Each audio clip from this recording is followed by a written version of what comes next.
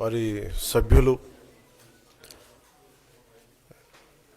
చాలా హుందాగా గవర్నర్ గారు ప్రభుత్వం తరపున ఆయన సందేశాన్ని తీసుకెళ్తున్నప్పుడు వారు చేసింది ఏమాత్రం సబబుగా లేదు. గవర్నర్ గారికి గత నెల రోజులుగా ఆయన ఆరోగ్య పరిస్థితి బాగా లేకపోయినా కానీ కంటిన్యూస్గా తీవ్ర జ్వరంతో బాధపడుతున్నప్పటికీ కూడా ఆయన ప్రత్యేకించి వచ్చి ఆయన ఈ రోజుని చాలా ఘనంగా చాలా బలంగా ఈ మెసేజ్ని ఇచ్చినందుకు ముందుగా గవర్నర్ గారికి మా ప్రత్యేక ధన్యవాదాలు. గవర్నర్ గారి ప్రసంగంలో వైసీపీ అగ్రనాయకత్వం కానీ సీనియర్ నాయకులు కానీ వారి ఎమ్మెల్సీ సభ్యులు కానీ గవర్నర్ గారి ప్రసంగం పత్రులు చించేయడం కానీ లేదంటే వారు ప్రత్యేకించి డిమాండ్ మాకు ప్రతిపక్ష హోదా ఇవ్వాలి అనేది చాలా బలంగా మాట్లాడుతూ వచ్చారు. ఇది అడిగితే వచ్చేది కాదు, అది ప్రజలు ఇస్తేనే వస్తుంది.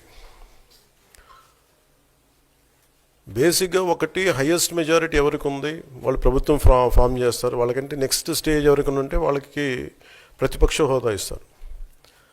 అంతేగాని గతంలో మేము ప్రభుత్వాన్ని పరిపాలించాం కాబట్టి మా ప్రతిపక్ష హోదా ఎవరికి ఇవ్వరు. కనీసం జనసేన కంటే కూడా ఒక సీట్ ఎక్కువ వచ్చినా కానీ వాళ్ళకి ప్రతిపక్ష హోదా దక్కేది. ఈ రోజున ప్రభుత్వంలో సెకండ్ లార్జెస్ట్ పార్టీ జనసేన. దాన్ని ప్రజల దృష్టికి తీసుకొద్దాం. వైసీపీ నాయకులు వాళ్ళు చేస్తుంది ఏంటంటే మాకు ప్రతిపక్ష హోదా ఇస్తే తప్ప మేము అసెంబ్లీలో అడుగు పెట్టాం లేదంటే ప్రసంగాలను అడ్డుకుంటాం అని, ఇది సరైన మెసేజ్ బయటికి వెళ్దాం. ఇది సరైన విధానం కూడా కాదు. ఇది ప్రజలందరికీ తెలియజేయాలనుకున్నాం. ఇది ప్రతిపక్ష హోదా ఏ పరిస్థితిలో వస్తుందంటే మీకు రూలింగ్ పార్టీ కంటే కూడా అత్యధికంగా ఇంకొక సీట్లు వాళ్ళకంటే మీరు వస్తే దాని తర్వాత స్థానం మీకు వస్తే ఖచ్చితంగా ప్రతిపక్ష హోదా వాళ్ళకే ఉంటుంది. 21 సీట్లు ఉన్న జనసేన 11 సీట్లు ఉన్న వైసీపీకి ప్రతిపక్ష హోదా ఎలా వస్తుంది? మేము వస్తే తప్ప మేము అసెంబ్లీకి రాము, ఇలా గవర్నర్ ప్రసంగాలను అడ్డుకుంటాం అనేది ఇది సరైనది కాదు. ఇది ప్రజలందరికీ కూడా తెలియచేస్తున్నాం ఈ సందర్భంలో. అందుకని ఇది భవిష్యత్తులో కూడా మేము కోరుకునేది వైసీపీ నాయకుల్ని, మీకు ప్రతిపక్ష హోదా ఇవ్వకపోయినా ప్రజలు మీకు 11 సీట్లు ఇచ్చారు, దాన్ని గౌరవించి మీరు అసెంబ్లీకి రండి. మీ స్థాయికి తగ్గట్టుగా మీకు ఎన్ని ప్రశ్నలు అడగాలో దాన్ని తగ్గట్టుగా ఇస్తారు మీకు. ఇవన్నీ దాటి మన స్పీకర్ గారు కూడా చాలా గౌరవంగా వాళ్ళు 11 సీట్లు వచ్చినప్పటికీ కూడా చాలా గౌరవంతో ఇంతకాలం వాళ్ళకి ఇస్తూ వచ్చారు. ప్రశ్నోత్తరాల సమయంలో కూడా ఆయనకి ఇచ్చారు. గతంలో కూడా ఇవన్నీ ఆయన రావడానికి కూడా ఆయన ఎలా రావాలి ఏం చేయాలి దానికి కూడా చాలా ఏమాత్రం ఇబ్బంది పెట్టకుండా గతంలో కూడా చేశారు. ఫస్ట్ మీరు మనకి గవర్నమెంట్ ఫామ్ అయిన తర్వాత కూడా వీటిని దృష్టిలో పెట్టుకొని వైసీపీ కొంచెం హుందాగా వ్యవహరించాల్సిన అవసరం ఉంది. వైసీపీ నాయకులకు కూడా మీకు బాధ్యత ఉంది. గవర్నర్ గారి ప్రసంగాన్ని మీరు ఆ విధంగా మీరు ప్రశాంతంగా విని దాన్ని వచ్చే జరుగుతున్న సమావేశాల్లో మీరు దాని మీద లోటుపాట్లు మీరు చెప్తే బాగుంటుంది తప్ప ఇలా కూర్చోబెట్టి అరుపులు కేకలు ఇది సమంజసంగా లేదు.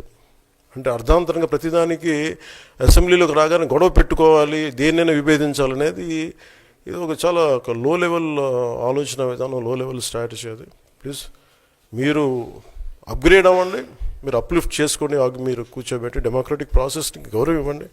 మనస్ఫూర్తిగా వైసీపీ నాయకులకి ఇది నా విన్నపం, నా విజ్ఞాపన. This what I would like to say. And నిజంగా కావాలి అంటే మీరు ఈ 5 సంవత్సరాల్లో మీరు ప్రతిపక్ష హోదా మీకు రాదు, అది మీరు మెంటల్గా ప్రిపేర్ అయిపోండి.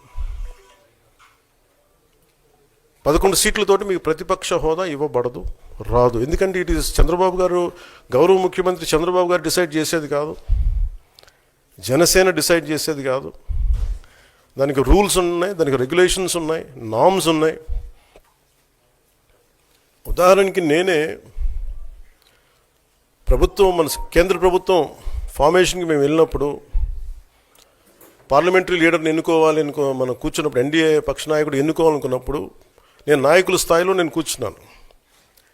అదే నేను ఇక్కడ మంత్రిగా ప్రమాణ స్వీకారం చేసేటప్పటికి నన్ను ప్రధానమంత్రి గారి పక్కన నన్ను కూర్చోబెట్టలా.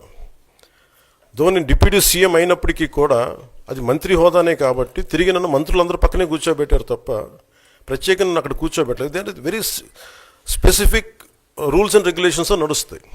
ఉదాహరణకి పొద్దున కూడా స్పీకర్ గారు ఎదురొస్తే నేను అసెంబ్లీలోకి అడుగు పెడతా ఉంటే స్పీకర్ గారు ఎదురొచ్చారు. మనకి వచ్చి ఆయనతో పాటు రండి అని వెళ్తుంటే ముందుకు తీసుకెళ్తుంటే నాకు అనిపించింది, సార్ ఇది డిప్యూటీ సీఎంకి ప్రోటోకాల్ ఉండదు, ఓన్లీ ముఖ్యమంత్రి గారు, స్పీకర్, మనకు కౌన్సిల్లో ఉండే చైర్మన్ ఆయనే మీరు చేయాల్సింది తప్ప ఇది మేము ఉండేది కాదని చెప్పి నేనే వెళ్ళిపోయాను. ఎందుకంటే మేమే ప్రోటోకాల్స్ బ్రేక్ ఎందుకు చేయమంటే మాకు లేని ప్రోటోకాల్ మేము అడగం. అలాగే వైసీపీ నాయకత్వం కూడా గుర్తించాల్సింది, ఇది మీకు హోదా ఇవ్వబడదు. ఇది చంద్రబాబు గారు ఆప్ చేస్తేనే కాదు, ఇది ఎవరు ఆప్ చేసింది కాదు, మీకు ప్రజలు మీకు ఇవ్వలేదు. మీకు అది మీరు దృష్టిలో పెట్టుకొని మీరు ప్రవర్తించాల్సింది మనస్ఫూర్తిగా నేను వారిని కోరుకున్నాను. అంతేగాని వారిని ఎక్కడ అవమానం పరచాలని కానీ వారిని తగ్గించాలని కానీ లేదు. 175 సీట్లు కేవలం 11 సీట్లే ఇచ్చారు వాళ్ళకి. ఆ దృష్టిలో పెట్టుకొని ప్రవర్తించవలసిందిగా మనస్ఫూర్తిగా వారికి కోరుకుంటూ మీకు తెలియజేసుకున్నాం. Thank you.